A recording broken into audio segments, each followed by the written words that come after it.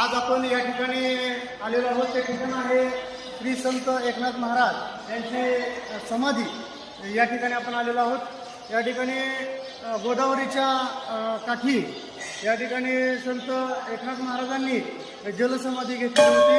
कृष्ण कमल तीर्थ म्हणून हे तीर्थ ओळखलं जातं. अतिशय पावन असं हे ठिकाण आहे आणि खूप या ठिकाणी ऊर्जा देणारं हे ठिकाण आहे. या ठिकाणी आपण आलेलो आहोत. आपला महाराष्ट्र हा साधू संतांचा महाराष्ट्र आहे, पुरोगामी विचारांचा महाराष्ट्र आहे. आपल्या महाराष्ट्राला संतांची परंपरा लाभलेला हा आपला महाराष्ट्र आहे आणि म्हणून ज्ञानदेवे रचिला पाया तुका झालाशी कळस असं या ठिकाणी म्हटलं जातं.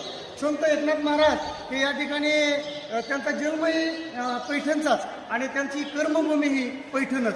अशा प्रकारे संत एकनाथ महाराज हे लहानपणापासूनच या ठिकाणी त्यांच्या मनामध्ये ममतेची भावना होती, सर्वांविषयी प्रेम होतं, प्राणीमात्रांवर दया करा अशी त्यांनी शिकवण दिलेली होती.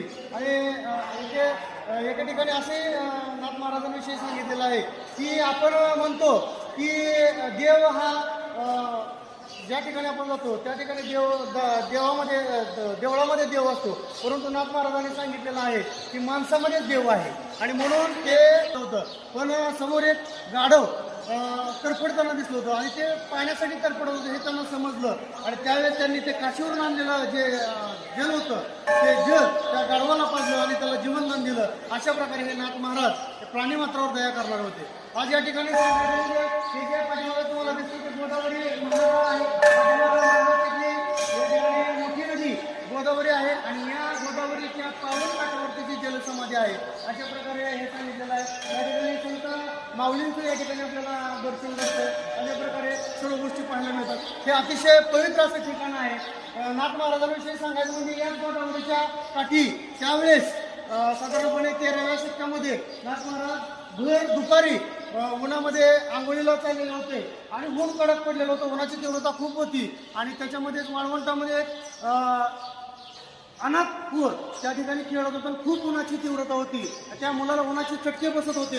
कुणीही त्याच्याकडं लक्ष देत नव्हतं आणि नाथ महाराजांना त्यांची दया आली. ते पळत पळत गेले आणि त्या मुलाला त्यांनी उचललं, कडीवरती घेतलं, त्याला आईची माया दिली. अशा प्रकारे त्या मुलाला त्यांनी घेतलं, त्याला प्रेमानं ओवाळलं आणि त्याचे आईवडील शेजारी आहेत का नाही हे पाहिलं आणि नंतरनं मग त्याच्या आईवडिलांकडे त्याला स्वाधीन केलं. असे हे नाथ महाराज म्हणजे त्यांनी सर्व समाजाला या ठिकाणी समतेची शिकवण दिली, ममतेची शिकवण दिली. असे थोर संत या इथं आपल्या महाराष्ट्रामध्ये घडून गेलेले आहेत. त्यानंतर सांगायचं झालं तर संत ज्ञानेश्वर आणि संत नामदेव यांच्यानंतर नाथ महाराज हे आध्यात्मिक परंपरेचे विचारधारेचे प्रवर्तक म्हणून त्यांना मानलं जातं. शिवाय ते आद्य कीर्तनकार होते. त्यांनी या ठिकाणी वेगवेगळी भारुडे लिहिली, अभंग लिहिले, वेगवेगळे साहित्य लिहिली. अशा प्रकारचे हे विचारवंत होते, कवी होते, लेखक होते. असे हे संत एकनाथ या ठिकाणी आपल्याला बघायला मिळतात. अनाथाच्या नाथा तुझं नमो असं त्यांच्याविषयी म्हटलं जातं. असे हे संत एकनाथ आहेत आणि त्यांच्या चरणी आपण या ठिकाणी येत असतो. या ठिकाणी दररोज हजारोंच्या संख्येने भाविक येत असतात. आपली जी कर्मभूमी आहे अशा प्रकारे या सर्व गोष्टी आपल्याला बघायला मिळतात.